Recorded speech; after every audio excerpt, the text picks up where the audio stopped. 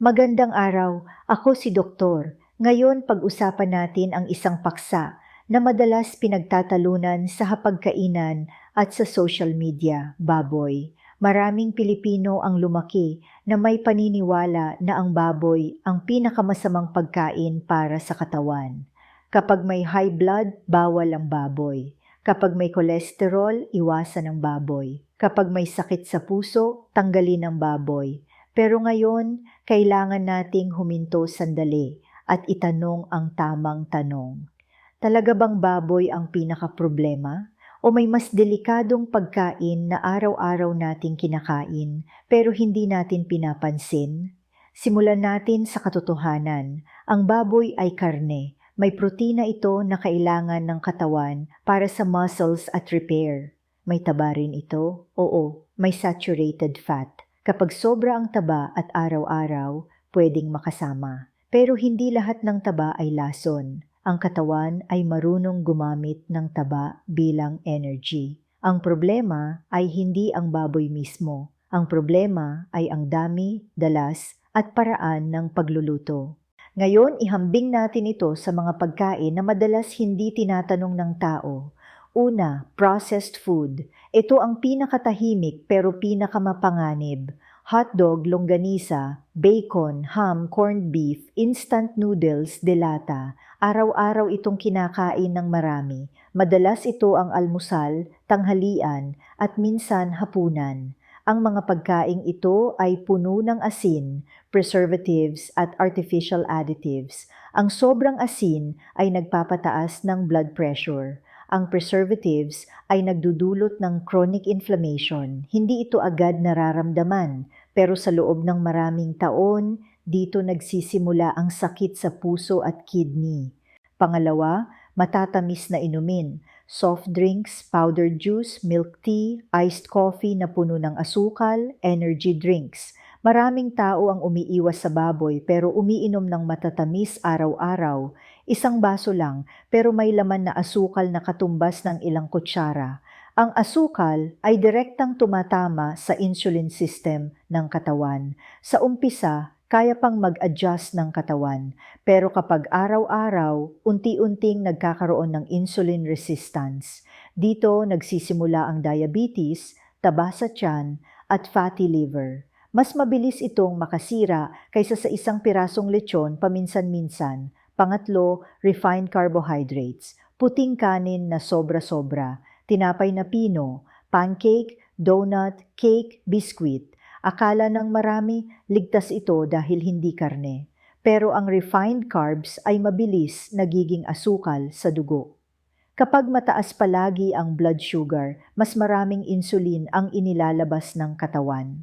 Kapag sobra-sobra, napapagod ang pancreas.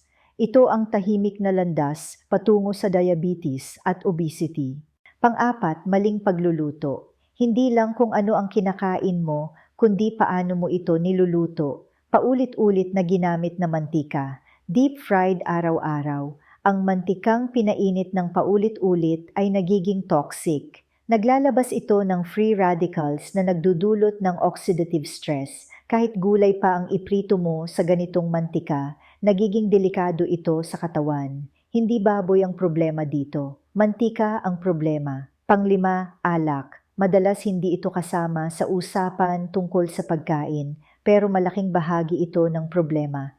Ang alak ay nagpapataas ng triglycerides, nagpapabigat sa atay, at nagdudulot ng pamamaga sa loob ng katawan. Kapag sinabayan ng pulutan na maalat at mamantika, mas mabilis masira ang puso at atay. Maraming tao ang umiiwas sa baboy, pero umiinom ng alak tuwing weekend. Dito, nagkakamali ang marami.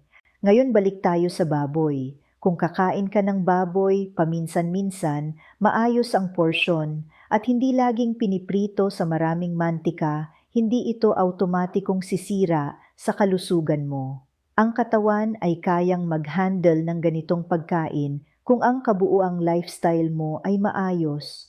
Ang problema ay kapag ang baboy ay sinamahan ng processed food, soft drinks, sobrang kanin, alak at puyat.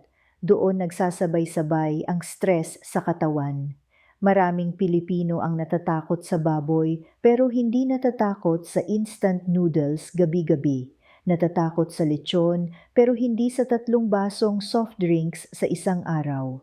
Natatakot sa taba pero hindi sa asukal. Dito nagiging baluktot ang pananaw natin sa pagkain. Ang tunay na kalusugan ay hindi tungkol sa isang ulam lang. Ito ay tungkol sa pattern ng pagkain at pamumuhay araw-araw. Kung gusto mong bawasan ang risk ng sakit, hindi mo kailangang demonize ang baboy. Ang kailangan mong gawin ay bawasan ang processed food, limitahan ang asukal, iwasan ang matatamis na inumin, ayusin ang paraan ng pagluluto, dagdagan ng gulay at fiber, uminom ng sapat na tubig, matulog ng maayos, gumalaw araw-araw. Kapag ito ang ginawa mo, kahit may baboy paminsan-minsan sa plato mo, mas maliit ang epekto nito sa katawan. Ang katawan mo ay hindi masisira dahil sa isang pagkain.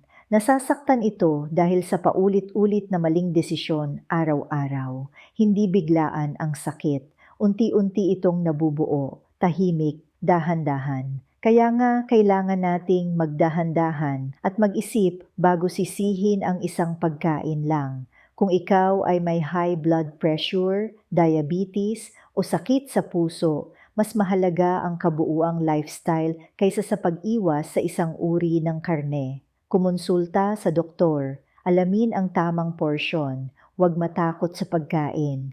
Mas matakot ka sa maling habits na ginagawa mo araw-araw. Ang video na ito ay para sa general education lamang. Hindi ito kapalit ng personal na payo ng doktor. Kung ikaw ay may medical condition o umiinom ng gamot, kumonsulta sa healthcare professional bago gumawa ng pagbabago sa pagkain. Salamat sa panunood. Alagaan ang katawan. Maging mapanuri sa pagkain. Hindi lahat ng inaakala mong masama ang tunay na kalaban araw-araw.